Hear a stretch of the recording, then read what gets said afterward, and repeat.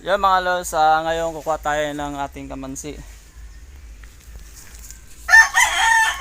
Yan na yung nakuha nating bunga ng kamansi.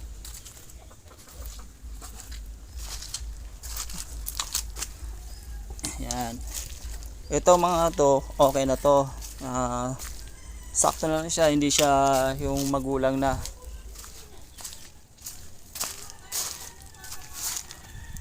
Kailangan natin siyang i-harvest na kasi pag hindi natin na-harvest, mas sayang lang at gugulan lang ng gugulang yan.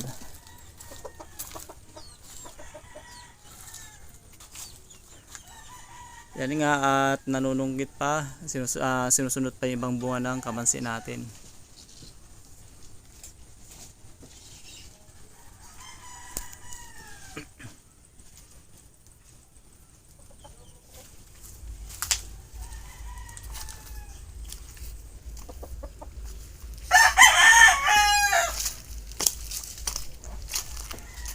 Yung ibang hindi natin maisama sa paggulay, papadala natin sa gustong humingi.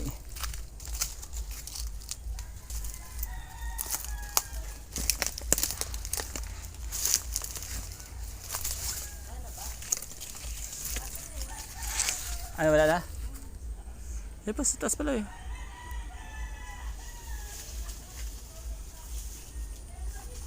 Yun pa yung bunga. Ilan yan nakuha mo?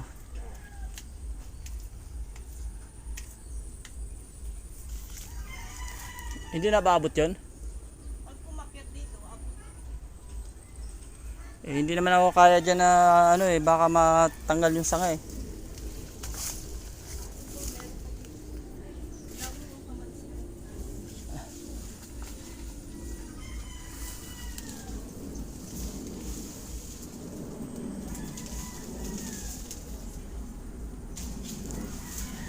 Yan po yung ating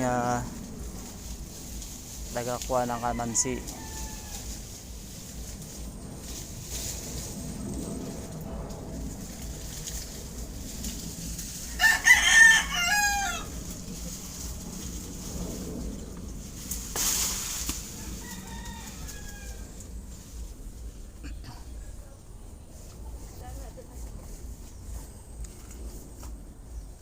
Masyado mataas yun, no? Saan nakakyat? Saan? Sa mangga? Andun, doon banda. Doon banda.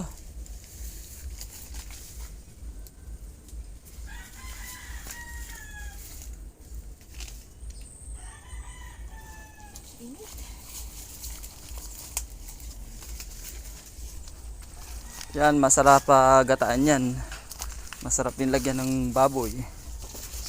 Kung may pambili kayong baboy, mas maganda. Pero pag wala, gata lang, mas okay na rin.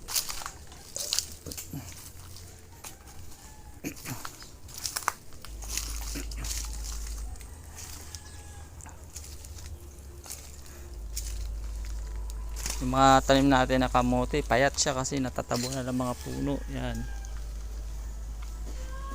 Hindi siya nakakuha ng sapat na bitamina para sila lumago.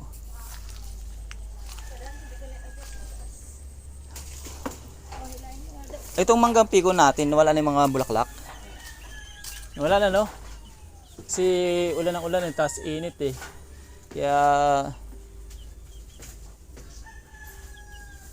nalusaw lahat.